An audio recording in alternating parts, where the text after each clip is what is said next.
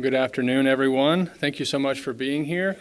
I'm James Anno, Associate Curator of European Art here at the Museum of Fine Arts, Houston, and I'm also the curator in charge of our exhibition, Glory of Spain, Treasures from the Hispanic Society Museum and Library, which opened today. It's my pleasure this afternoon to introduce our speaker, Dr. Mitchell Codding. Dr. Codding is Executive Director and President of the Hispanic Society Museum and Library, located on Audubon Terrace in Upper Manhattan, New York. The Hispanic Society arguably boasts the greatest collection of Hispanic art outside of Spain in America, or perhaps even in the world, with more than 750,000 objects in its collection, spanning more than 4,000 years of art and culture. Dr. Codding has been Executive Director and President of the Hispanic Society since 1995, and before that, he was Assistant Director of the Hispanic Society from 1984 to 1995. Dr. Codding commands expert knowledge of the Hispanic Society's collections and is a leading scholar in the field. Dr. Codding has also made major acquisitions in all areas of the collections of his museum, and most notably has expanded the collection of fine and decorative arts from the Spanish Americas and 19th century Latin America. For his many contributions to the Hispanic art and culture, Dr. Codding was decorated with Spain's Order of Isabella the Catholic in 2010, which was a great honor indeed. I thank Dr. Codding for lending to the MFAH over 220 of the Hispanic Society's greatest masterpieces presented in our exhibition, Glory of Spain. And we're thrilled that Dr. Codding is here to speak with us about the history of the Hispanic Society, its founder, Archer Huntington, as well as the shape and nature of the collection. So please join me in giving Dr. Codding a very warm Houston welcome.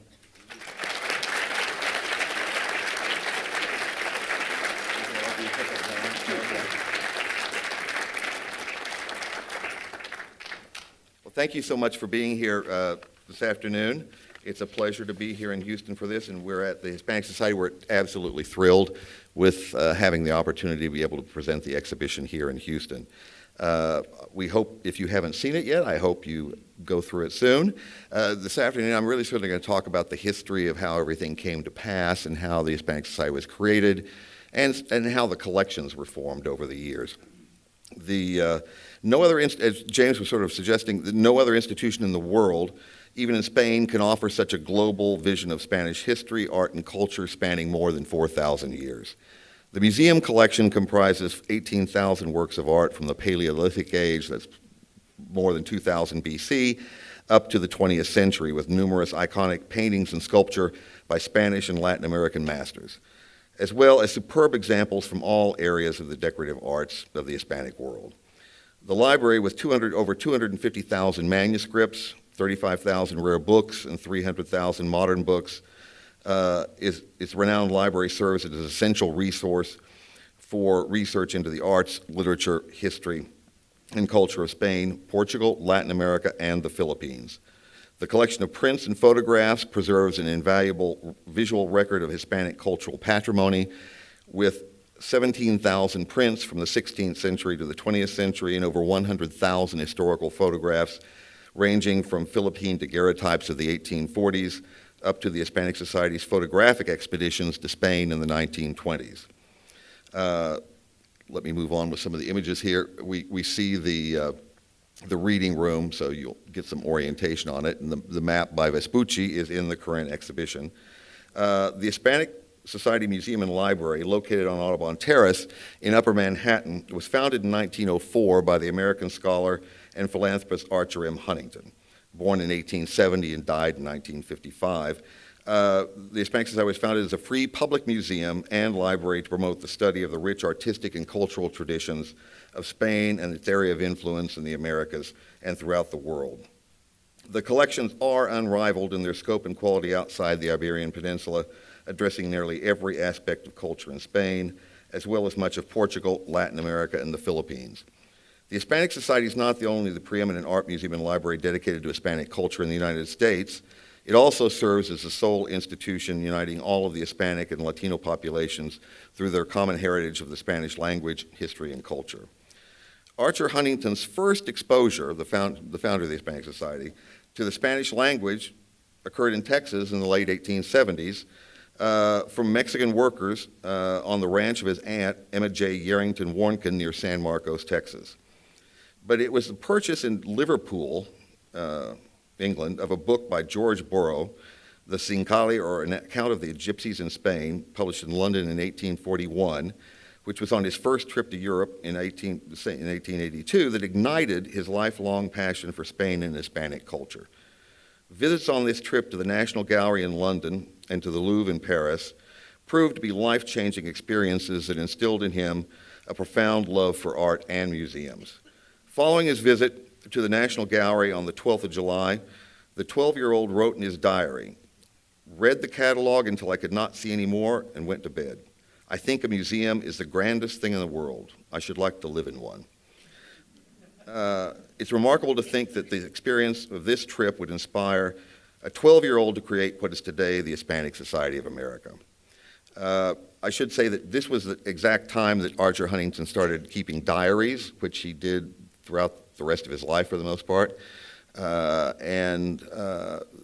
He later on in life destroyed most of the diaries. So we only have fragments of them of what he decided to keep.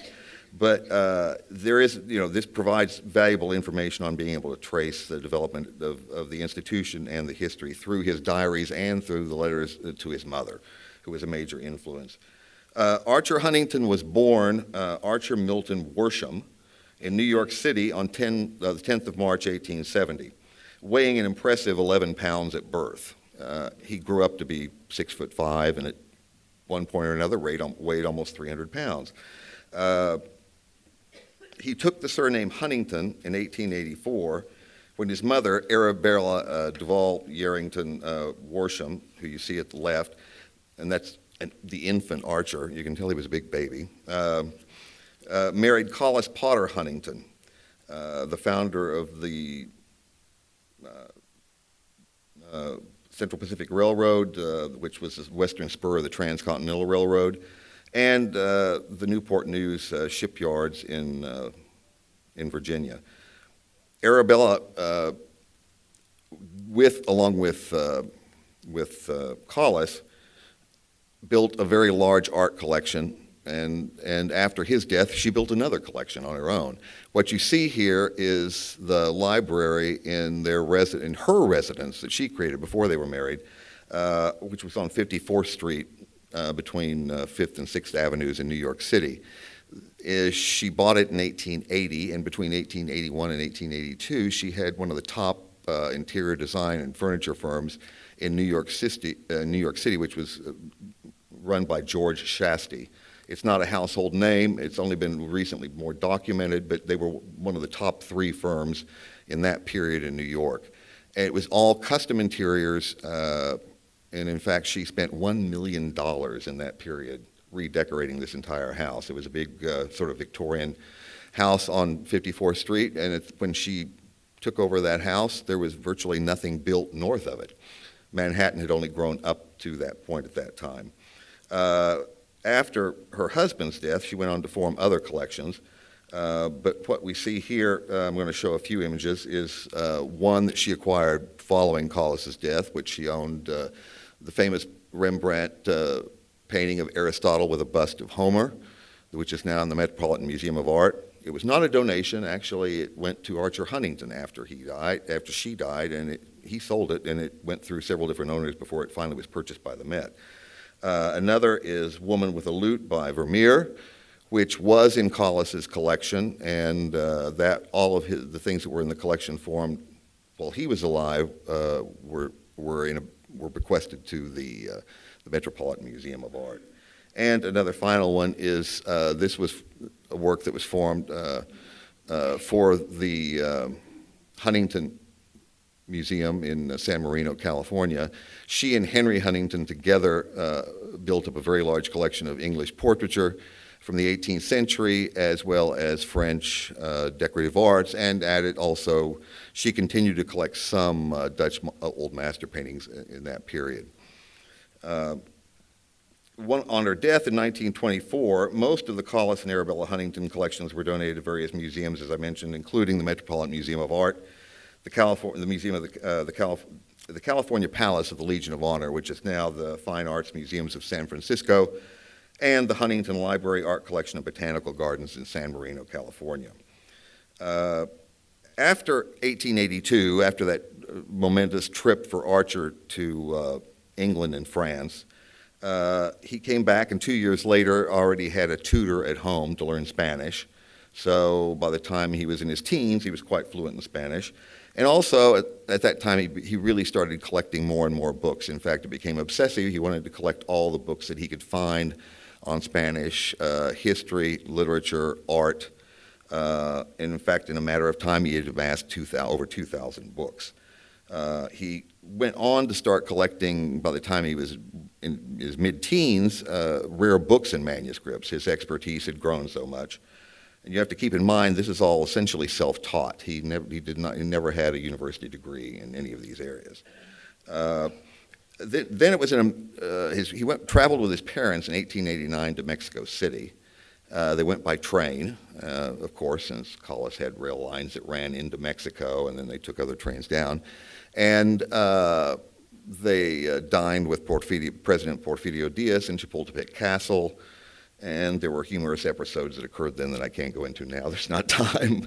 But it was the experience of that trip of being more immersed in a Spanish-speaking country that really made the decision final that Archer wanted to one day found a museum and library based on Hispanic culture. This had been something that had been brewing, that he'd been thinking about from his early teens. And it was this experience in Mexico that made it definitive, and he actually, back in New York, told his father that that's what he wanted to do. His father had wanted him to continue on in the family business.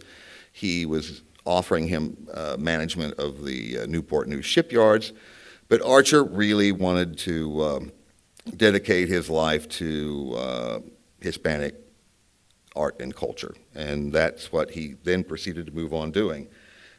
He was determined from the very beginning to learn everything that he could about Spain before he ever traveled there. He had been to Europe already 3 times before he ever traveled to Spain, and that was finally in 1892 at the age of 20 and 21, because he was in Spain for a number of months.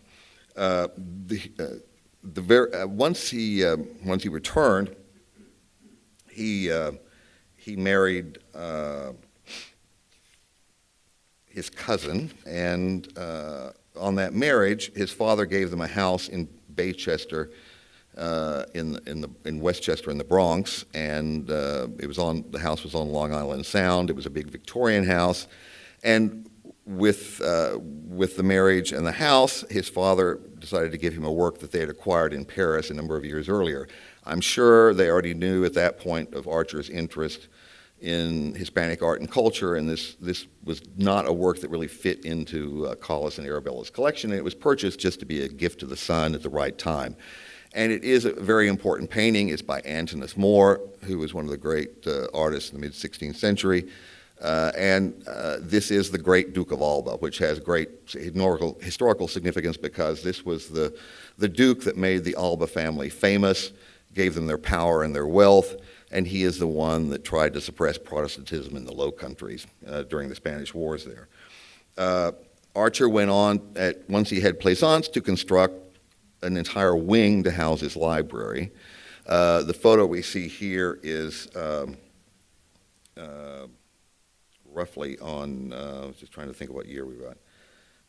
It's around 1900 or so. It's a little bit after that, which is datable because a few of the archaeological pieces that are on view in the photograph. But you can tell he had his whole system worked out. He studied other libraries. He designed it so that the walls were shelves for the books, and hung what works he had acquired at that time, which are, except for the archaeological items, it's mostly reproductive works. Anything that looks like a painting is a reproduction, and the tapestries were just generic decoration. They're not necessarily Spanish.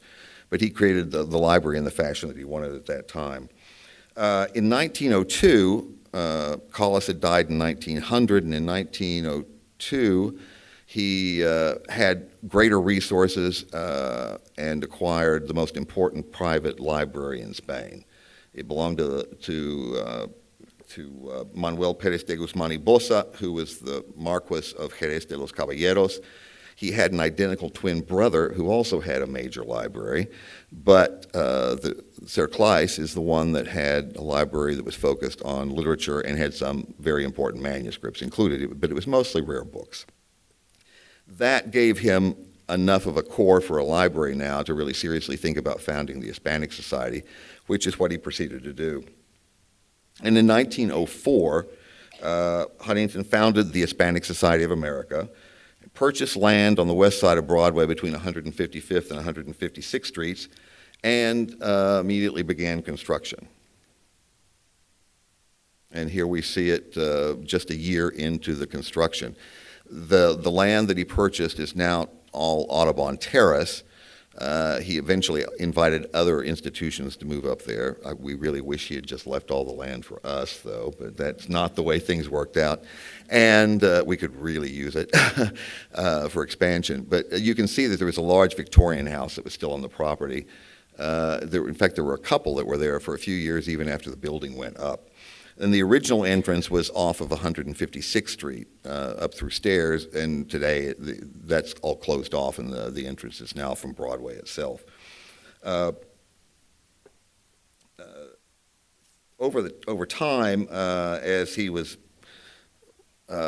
building the institution, the library of the Marqués de Jerez de los Caballeros gave him a major library that would be an essential source for research for many scholars over time. But that in itself wasn't enough, and Huntington kept collecting and collecting and collecting. And the library's, really the bulk of the library's collection of rare books and manuscripts was formed in a period of less than 10 years. Between 1905 and 1914, he bought exclusively from a German antiquarian book dealer named Karl Hirsemann.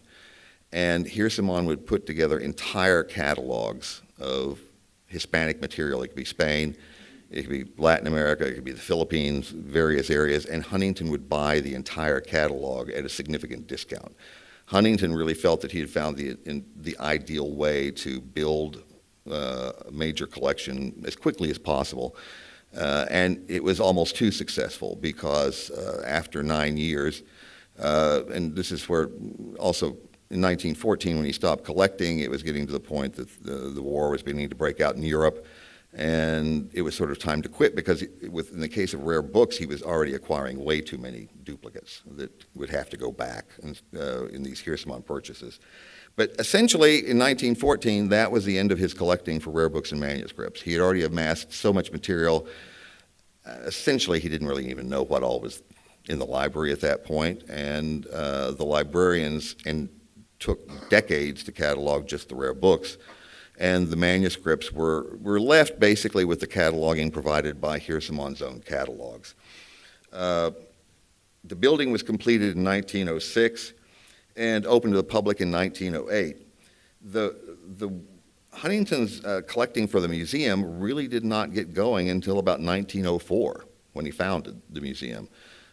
So essentially, all of the museum collections were formed between 1904, at least Huntington's acquisitions, and the latest would be the late 20s or 1930, thereabouts. But the bulk of the early collections in the museum were all acquired really before 1920, and Huntington was buying extensively and aggressively.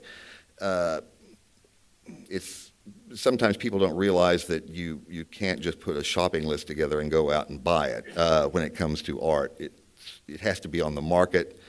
You have to find it. You have to be there at the right time. And Huntington, as much as anything, was very lucky to be there at the right time because he traveled to Europe every year.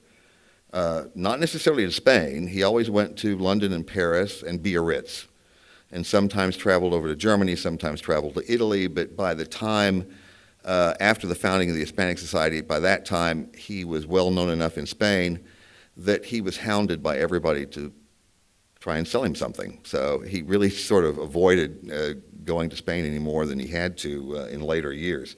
The very first major work that he purchased on his own was the portrait of Camilo Estali, known as Cardinal Pamphili by Velázquez. And it was probably one of his biggest bargains, because when it was purchased, Velázquez was not, this is very early on in the interest of collecting paintings by Velázquez, which are rare in their own right, just because most of his works still are in Spain. And he purchased this as a group of paintings from Francis Lathrop, who was a British painter who lived in New York, had done some of the paintings in his mother's Fifth Avenue mansion after she had moved out of the other house we had seen.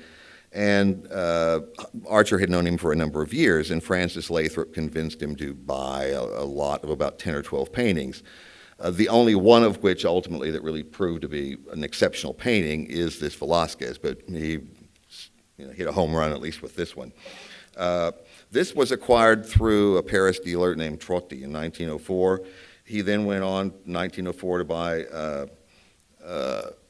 this work from Francis Lathrop, which is also an exceptional work, but it was just these two works that were of significance. There were a lot of other portraits that didn't really quite pan out ultimately over time.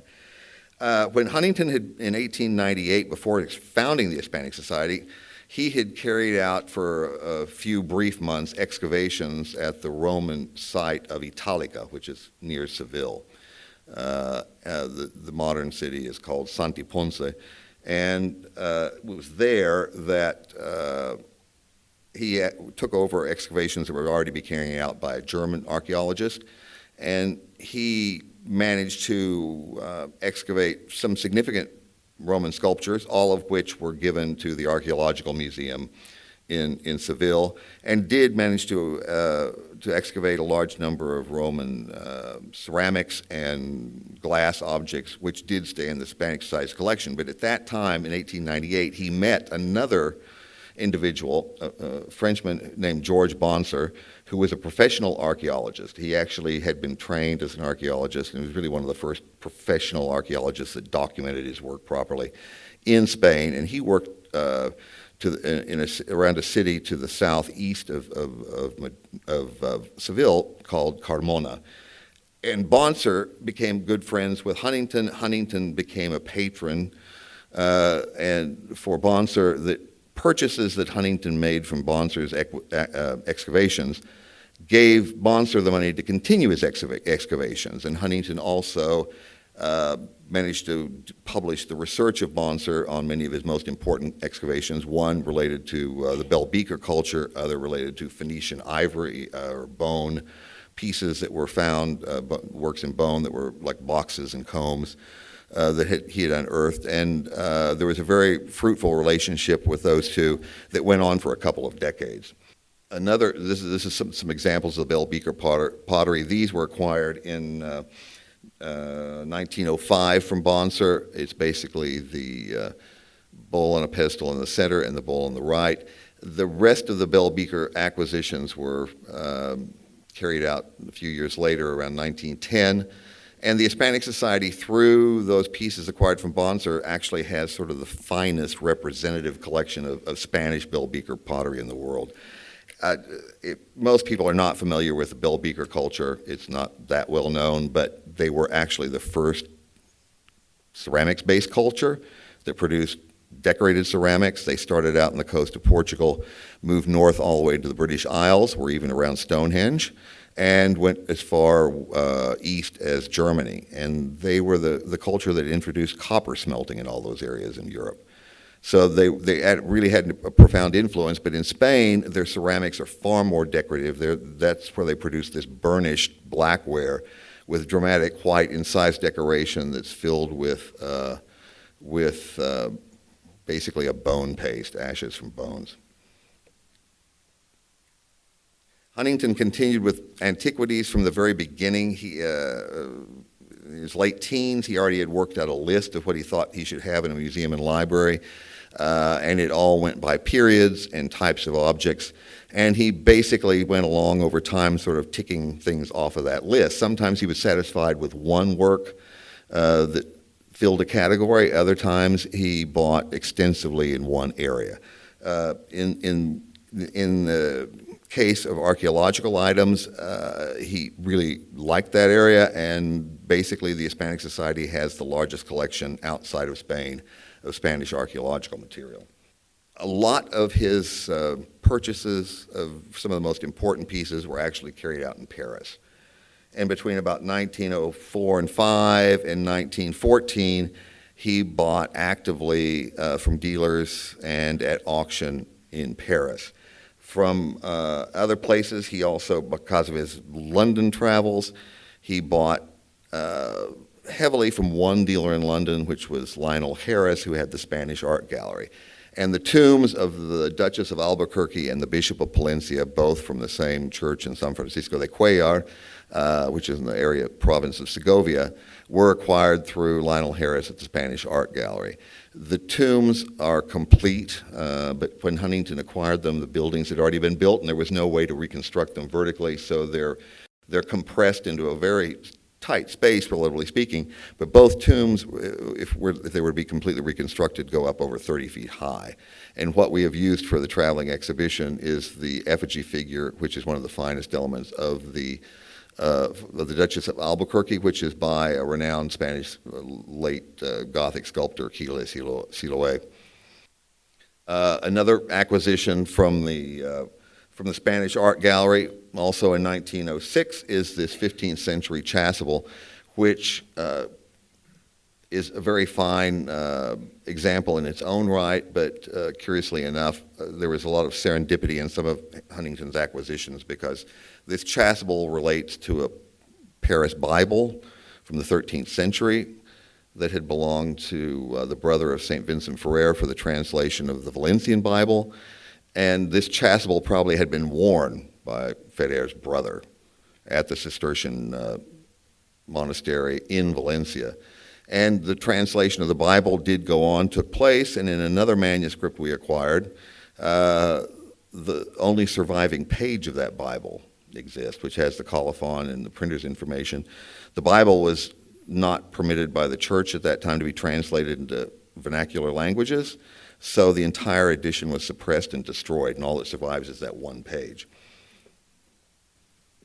The fine Immaculate by Carreño de Miranda, who was one of Spain's major painters after Velázquez, was acquired in Paris from the Sedlmayr Gallery in 1906.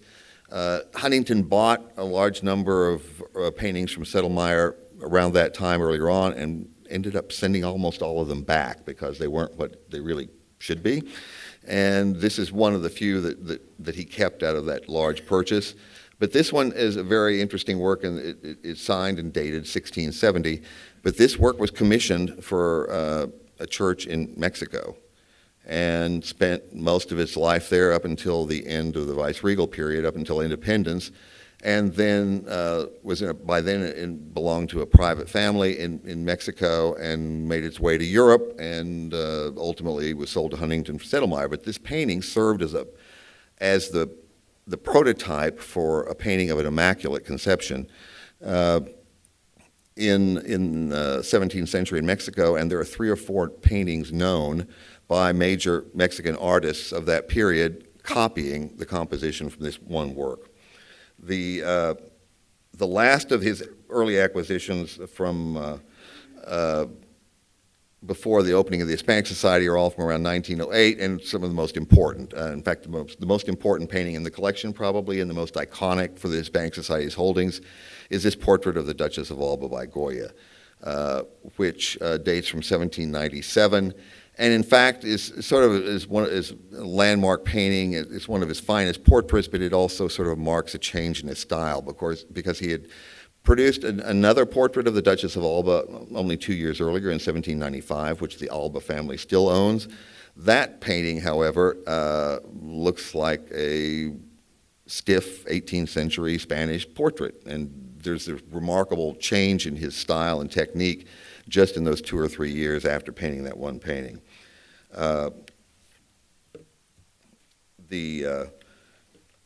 At that same time, he also was buying in New York. He bought a lot of paintings from the Eric Gallery in New York, also bought some Spanish lusterware. And he bought this very fine painting by Zurbarán of Saint Emerentiana. We have two saints, female saints by Zurbarán in the collection, and this is definitely the finest one. For years, this was identified as Saint Rufina rather than Saint Emerentiana, which is a much more obscure saint, so to speak, because of a confusion over what she was holding on top of the prayer book or Bible that she's holding. It was believed to be maybe some lumps of clay because Saint Rufina was a potter. Well, no, they're rocks, and Saint Emerentiana is the patron saint of Teruel, and she was stoned to death, so that's why the rocks are on top of the Bible. The Hispanic Society has one of the greatest collections in the world of Spanish lusterware. Huntington loved it. He collected it extensively. He wasn't alone. There was a major competition among lots of major collectors in the late 19th, early 20th century for Spanish lusterware, which included William Randolph Hearst and Spanish collectors and English collectors. But Huntington was, again, sort of in the right place at the right time. And Jacques Seligman in Paris had acquired a large, important collection, which included some with impeccable provenance. This bowl and two others in the exhibition that are to the left of this one in the displays had belonged to the collection of Baron Gustav de Rothschild, which was one of the most famous collectors of lusterware in that period. So Huntington, immediately advanced tenfold the quality of his collection of lusterware, and it went on to where he ultimately acquired over 100 pieces. We have not acquired a new piece of lusterware in over 100 years, basically. There was a pause somewhat after this with the opening of the Hispanic Society, but he didn't even wait but a few months, and he was back off to Europe. And in London, he saw on exhibition the works of Joaquin Soria at the Grafton Galleries. He clearly was impressed with them. He did not put any remarks in his diary, which has frustrated people forever. But he was so impressed with what he saw, and he thought it was so much what he wanted to present to the American public, showing them the people and customs of Spain, that he immediately had agents contact Soria to organize an exhibition in New York in 1909. He had already promised the first exhibition at the Hispanic Society to Ignacio Zuluaga, but Soria was so enthusiastic, put it all together so quickly, and promised to bring so many works. It was something like 300 oil paintings were brought, almost 100 small oil sketches, and that Huntington bumped up the time for the exhibition to February of 1909, and this shows the main court in the Hispanic Society in 1909 with the Soria exhibition installed. Huntington had to empty the main building with everything that was in it, and had to be able to hang and display all of the works that Soria brought. The exhibition was a monumental success. It was the most successful art exhibition in New York up to that time. It was only open for 1 month, and it attracted 160,000 visitors in February 1909, which is the middle of winter, snow and ice, cold. The museum had to be open for as much as 16 hours a day to accommodate all the visitors. They sold 50 or 60,000 catalogs and 2 or 3 printings, and unlike museums today, the works were for sale. So pretty much everything in the exhibition was for sale. Huntington bought the best works out of the exhibition for himself and for the Hispanic Society. Others bought dozens of works. The sales were huge. In fact, he sold something like 60% of everything that he had brought. And that money made Soria sufficiently wealthy that he then, on his return to Spain, built the house that's now today the Soria Museum. He received dozens and dozens of commissions. He couldn't fulfill all of them for portraits. And Huntington arranged for another exhibition in 1911. I'll just show a few of the works. You saw this in the background on the upper mezzanine of the galleries. This is Soroya's Beaching the Boat from 1903. It's one of his most important works. If not, you could argue it's his most important work because it's the first painting that he felt that he had been able to capture the effect of light on water that he'd been trying to for years. And Soroya, since he's known as a painter of light, this has profound significance in his painting, and it's from this point on that his work changes, and his most brilliant period is between basically 1903 and 1913 as far as his individual works that he was selling. One of his most famous paintings also is After the Bath, which was acquired for the Hispanic Society, as well as a number of other paintings like Sea Idol.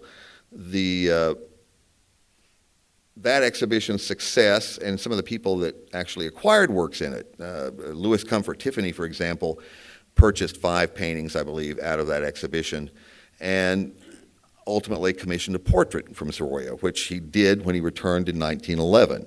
And this is the great portrait of Louis Comfort Tiffany, which is the primary portrait that that was displayed in Tiffany's own home. This was painted in situ at Laurelton Hall in Oyster Bay on Long Island Sound. And it's really a glorious portrait. It has to be the most beautiful portrait that Soria ever made. And this stayed with Tiffany until his death. It passed on in the family. And in 1950, there was not an interest in one of his daughters to necessarily keep the painting in the family, and it was donated to the Hispanic Society. What people may not realize is after the 1920s, Tiffany fell out of favor, Soria fell out of favor. Their works weren't considered of any great worth, and there wasn't much interest in them. So that's not something that would happen today. This is probably one of the most valuable paintings by Soria if it were ever to come on the market, because the Tiffany collectors, if nothing else, would go crazy over it. That 1909 exhibition also led Huntington to think about doing a special commission for the Hispanic Society, an entire room with paintings. This was brought up with Soria as early as 1910. Huntington had in mind a series of historical paintings with a whole series of portraits of the famous individuals from Spain, historical figures from the earliest civilizations up to the 20th century, running around sort of as a frieze below the historical paintings. Well, Soria really didn't like that idea. It meant research, and he was not that sort of a painter.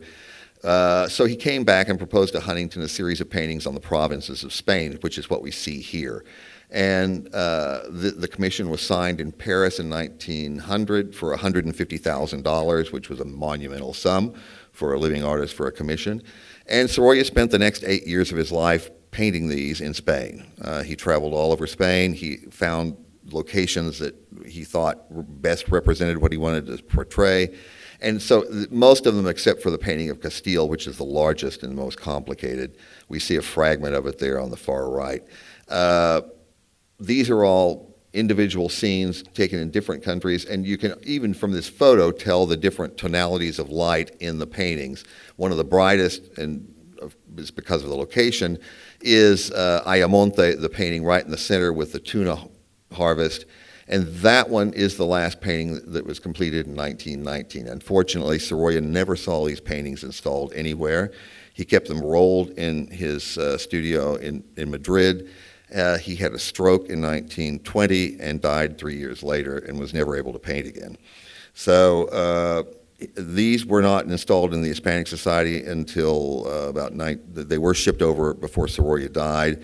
But the gap, because of Archer's mother's death, Arabella, in 1924, basically the gallery was not inaugurated until 1925, and by that point didn't attract much interest in the New York world. The other exhibition that was planned for 1909 was Ignacio Zuluaga, which took place after the Soria exhibition. Zuluaga brought many fewer works, but Huntington managed to acquire really the best ones out of the exhibition, and the paintings by Zuluaga from this period and a few years earlier are actually his best work and all the things. Here we have the family of the gypsy bullfighter. Zuluaga this is not Soria would have painted an actual family of a gypsy bullfighter. This is a composed painting in the case of Zuluaga. And who we have here is his mother is seated in the middle, and his cousin Candida is standing on the right in that sort of acid green dress. And the bullfighter is an actor and so on and so forth. But he was wanting to sort of create certain images of traditional Spain. Here's another that was one of his most successful works. It won the prize in the Paris Salon in 1908.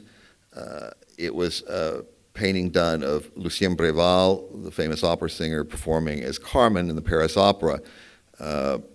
She did go on to perform Carmen in the Paris Opera, but it was a year later. So this actually predates her performance, but he did design sets for that production, which essentially dictated the way the opera was presented in that case. But it's really one of his finest works, and is really one of the most successful. Huntington had acquired the one Velázquez in 1904. In 1909, Joseph Duveen in Paris had acquired a very famous collection of old masterworks, the Kahn collection.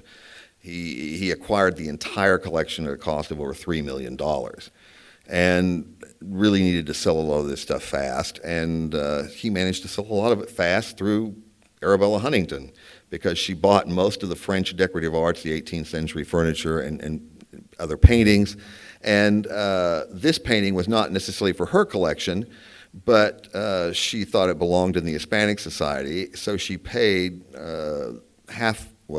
close to half of the money down to Duveen, and then she told Archer to pay for the rest of it. Well, it was way more than he had ever considered paying for any painting, and refused to do it. And this drug on for months, and finally she hounded him enough that he finally gave in, and Duveen lowered the price, and Archer paid the other half of what she had paid. So this phenomenal painting, one of the few personal works by Velázquez that remained in his studio until his death. It appears in the inventory, or what is believed to be this painting. It's thought maybe that it's a granddaughter. That's how this came to be in the collection. A year later, Arabella found that a major work by Velázquez, a large painting of the Count Duke of Olivares, was available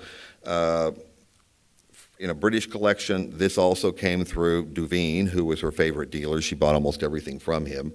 And when she purchased this in 1910 to give to the Hispanic Society in memory of Collis Potter Huntington, she paid $650,000 for it. If you can understand what the world was like then, you can multiply that by about 100. So $65 million is more or less what it would have been worth in today's dollars. It was a phenomenal sum, and it actually set the record for what the most anyone had ever paid for a painting, and that record survived until after World War I. So we're lucky to have this work. It's been in the collection all that time, and most of the early works like the Velázquez were never loaned up until 10 years ago or so, but since we've loaned them on a number of occasions. So everyone in Houston has an opportunity to see all three of the Velázquez paintings in the Hispanic Society's collection, which is a remarkable number for any U.S. institution. Other works that he acquired, Luis de Morales was the major Spanish painter in the mid-16th century, specialized in altars, and all oils on panel. We have three works in the collection at the Hispanic Society. The Met only acquired their first painting by Morales a couple of years ago. The El Grecos, also, Huntington was buying, in some cases, as many as he could. He couldn't resist buying another El Greco. He bought El Grecos into the 1920s, so that today the Hispanic Society has some that are just period works that are maybe studio, but we do have 7 works that are all by El Greco.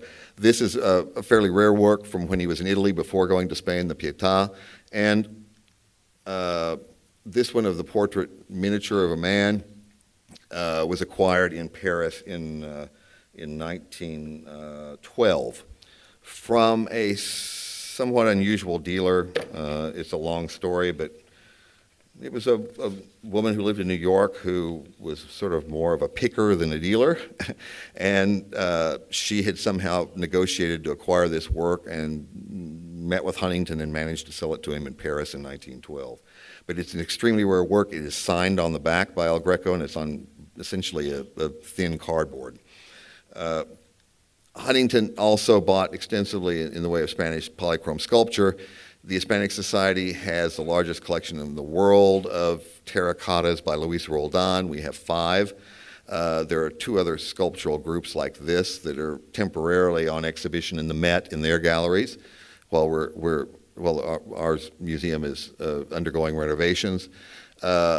This is the sort of work that we really considered not really something that could travel, but this is the least fragile of the 3 that we have of the sculptural groups. So this was included in the exhibition because she's such an important sculptor, the very first major woman sculptor in Spain. And this dates from between 1692 to 1706, when she was the royal sculptor living in Madrid. And at that time, all those years, all she worked in was terracotta. And the last one is the most modern work that Huntington ever acquired. He only liked representational art. He did not like modern art in that period, Picasso, etc., Juan Gris. And this was as out there as Huntington got in his day. He bought this out of Anglada Camarasa studio in 1912, I believe. And this is essentially the most modern work that he ever acquired. He went on to get a group of Goya drawings in 1913 from the Spanish painter Raimundo de Madrazo, whose studio was in Paris. And it's a great group of drawings in the fact that it represents sort of all periods of Goya's career in doing drawings. Another one bought from Madrazo at the same time is the Alhambra Silk. In fact, all of our Islamic textiles were acquired in one purchase from Raimundo de Madrazo at that time.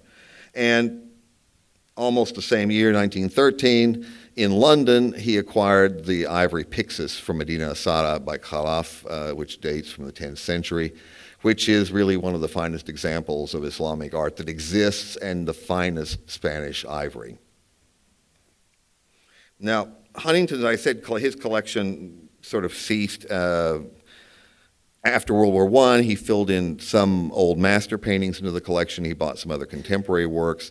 Decorative arts he really wasn't buying in that period, and he became less active with the Hispanic Society after 1930. He was 60 years old. He was tired of running a museum. It took up all of his time. And he sort of went into a semi-retirement and really didn't do that much more actively with the museum. So from after 1930, most of the things that entered the collections were gifts, either from Huntington, works that he had held back from earlier acquisitions, and in some cases from a few other individuals. And the Hispanic Society did not have the funds for active acquisitions, even in that period. So it really wasn't until well after Huntington's death in 1955 that the Hispanic Society again started acquiring things on their own through acquisitions, and that started in the late 60s. But there were limited resources, and it's really not until the last 15, 20 years that we've had more funds available for acquisitions. And it's that time when we've added significant works to the museum collections in the way of polychrome sculpture, such as the Pedro de Mena Saint Asisclus, which is a phenomenal work in its own right, but it's really one of his most realistic works. And it's one of the few works where you can sort of say that he actually created someone's portrait. Saint Asisclus did not have a fixed iconography, so he was free to use any individual he wanted. And the two Saints Martha and Magdalene, Mary Magdalene by Juan de Juni were actually just acquired in 2018. This is probably one of the most recent major acquisitions. Juan de Juni was Spain's most important Renaissance sculptor in the mid-19th century.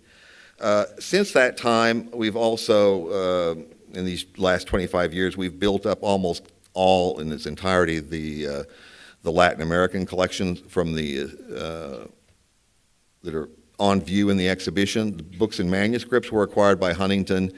A few other pieces, maybe a couple other pieces here and there were already in the collection, but all the paintings, all the decorative arts for the most part, all have been acquired in the last 25 years. There's a great painting by Rodriguez Juarez of a cast painting. This is the very first series of cast paintings that were produced around 1715 for the Viceroy Linares in Mexico. A phenomenal polychrome panel of St. James the Moorslayer that dates to the late 16th century. A painting of a type known as enconchado that is unique to Mexico. The technique calls for putting a canvas over board, building up a resinous medium to embed fragments of mother of pearl into, and then the artist paints on top of it. Most of the enconchado paintings that are encrusted with mother of pearl have larger segments that do not vary within the composition as they do here, and it's really just sort of central figures have large chunks of mother of pearl, and the artist is painted on top of them. But Nicolás de Correa brought it to a new level that no one else ever exceeded, and that was in matching the size of pieces in the composition, where you get a distinction in the floor of the tiles or stone that's in the floor, the silver vessels that are in the upper portion of the painting, as well as in the textiles of the individuals. We were really lucky to acquire probably one of the greatest Latin American portraits from the 19th century a few years ago, which is Arrieta's El Costeño, or the Young Man from the Coast. It's a truly iconic painting of an African Mexican that there's just nothing else like it. And unfortunately, there are very few paintings like this that exist from Mexico prior to the 20th century, mostly because a lot of times they're more what they called costumbrista scenes, which put people in rather stereotypical settings, as was done in the United States in the 19th century also.